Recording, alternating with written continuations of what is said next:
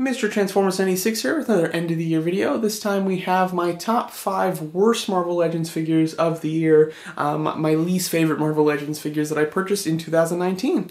So at the end of every year I do several ranking videos, and I do 3 of them that are Marvel Legends focused. I do a top 8 best, a top 5 worst, and then I rank all the Build-A-Figures from my least favorite to my favorite. Feel free to check out all of those videos, but in this one, like I mentioned, it's going to be my least favorite Marvel Legends, my top 5 least favorite. So there were a lot of Marvel Legends figures that came out this year, about 9 waves worth. And I did pick up a bunch. I didn't pick up all of them, though. There are some that I didn't pick up. There might be a horrible one that, you know, is your absolute worst one of the year. But if I didn't get it, I'm not going to include it. I'm only going to talk about ones that I actually did purchase myself. So yeah, so there were, this was a fairly easy one to make. You know, I came up with 4 of them pretty easily. And then the 5th one, I just had to take a second and think about how I was going to kind of phrase it, because it was kind of something that went together. So that's how I did that. But nonetheless, let's get started here with my ranking of my top 5 worst Marvel Legends figures of the year. In 5th place, I have a bit of a group here. This is what I'm just going to call the suits. So these are kind of figures that use the standard kind of suit mold, and that you basically have to buy to get the figure that you really want. So I'm really just talking about Ross and Luis here. Nick Fury is kind of an example of the right way to do it. Nick Fury, obviously, in Captain Marvel, is a character that is a huge character in that movie, absolutely needed. They released this separately too, so you could choose to buy it or not, and he came with a really cool, neat accessory, being the cat, being the Furkin.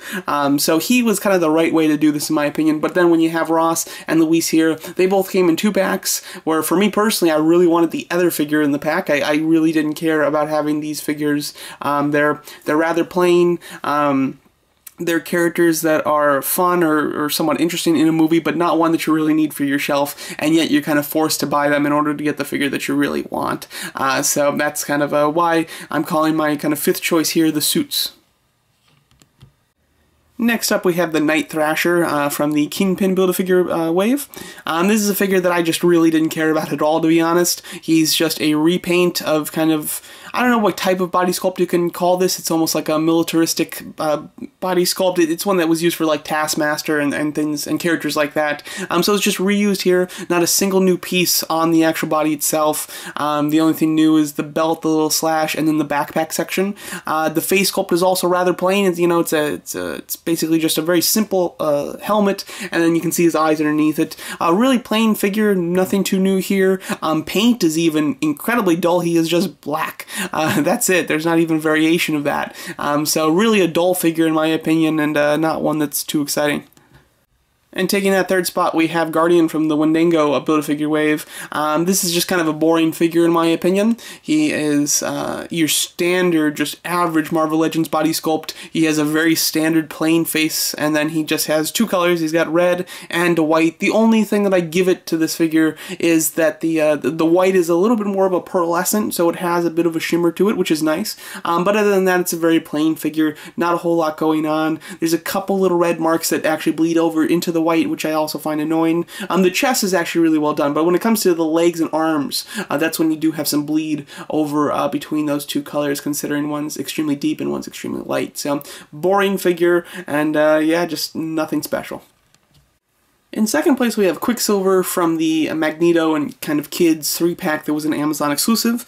This is a figure that is really surprising me is actually making it on this list, but I can't deny that it's a bad figure. It's not well made. The minor issue that I have with it is that the kind of lightning bolt pattern on the chest, it's not as strong enough of a paint where you can kind of see the bleed through with the blue underneath it in some portions. So that's annoying. But the big issue that I have with this figure, and something that just shouldn't happen, is that the head is too big. This head is way too big for this body sculpt.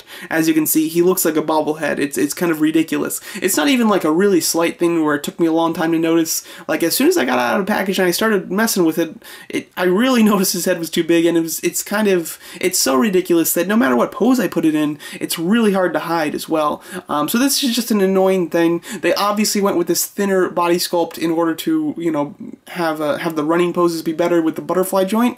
However, they sculpted the head too big. big. I would have even preferred the body sculpt to not have the butterfly joint if it was at least in scale with the head sculpt, because the head sculpt's not bad or anything. Like, the rest of the figure is pretty good. It's just that head sculpt is so out of proportion that it just really kills the enjoyment of the figure. And my number one worst Marvel Legends figure of the year that I personally purchased, for me personally, has to be Rock Python. He came in the Hulk Build-A-Figure wave. This is just not a good figure. There was a time where I was kind of interested in collecting the Serpent Society figures. However, they came out in such a slow rate that I kind of gave that up, and I sold the other two Serpent Society ones that I already had. So getting this one was not one that I particularly needed. I really just got it for the Build-A-Figure piece and was able to get it for a very good price. However, the figure itself is extremely bad.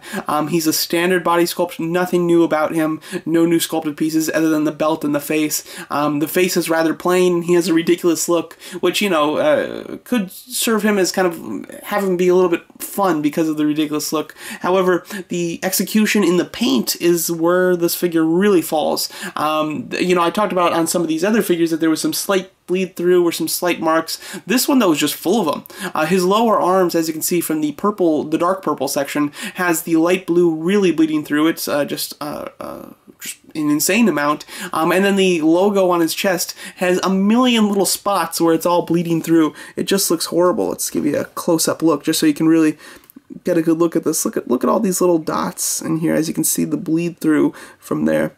And yeah, on these arms you can see the light blue just bleeding right into the dark purple.